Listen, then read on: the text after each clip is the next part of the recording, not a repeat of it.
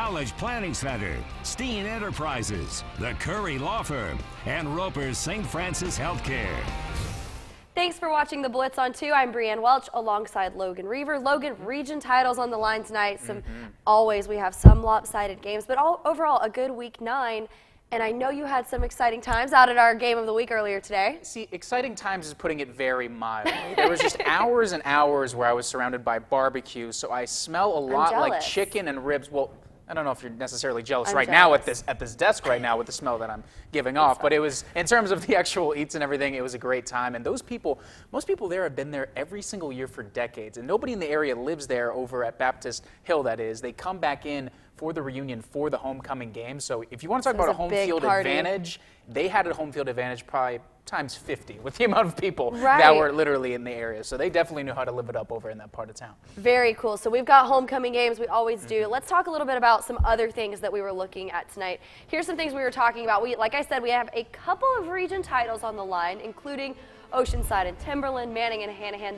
Those were the two big ones we were looking at.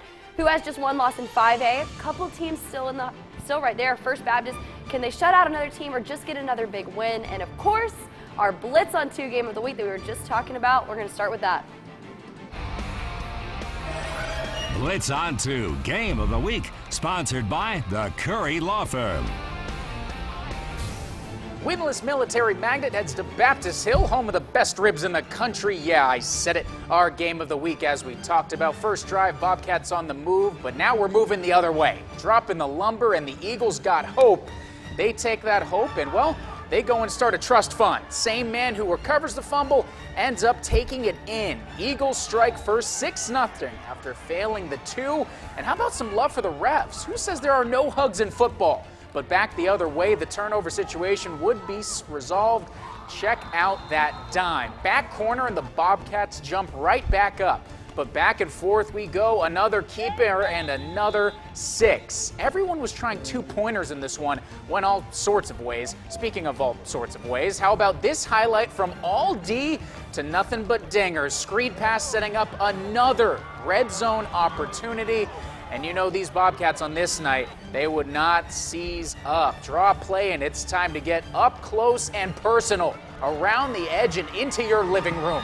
They know how to boogie over there. They did it all night, 74-12.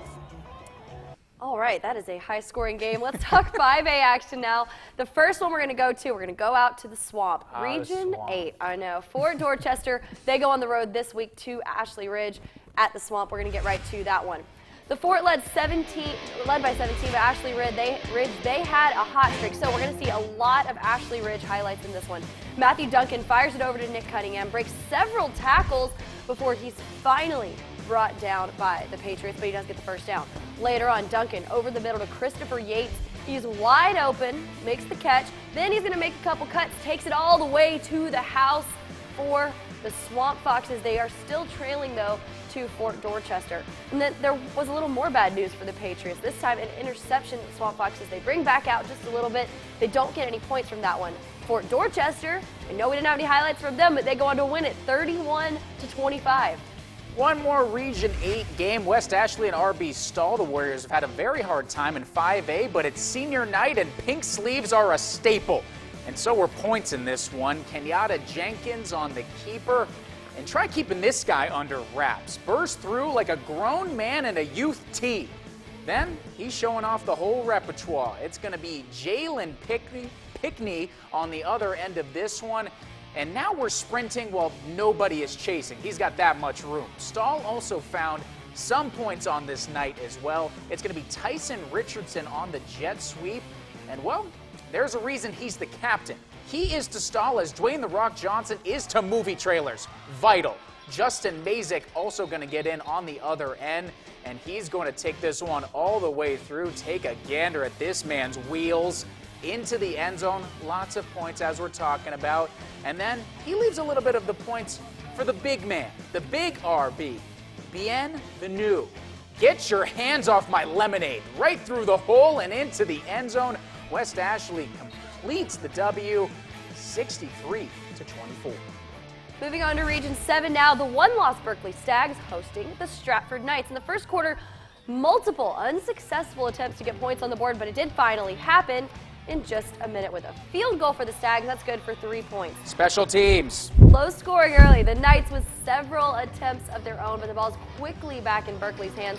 And watch this. Did you see it? Obviously, we didn't see this one either. It was so quick. Eric Tuttle eventually scored the first touchdown of the night. The extra point is good. It's 10-0 Berkeley at the end of the first quarter.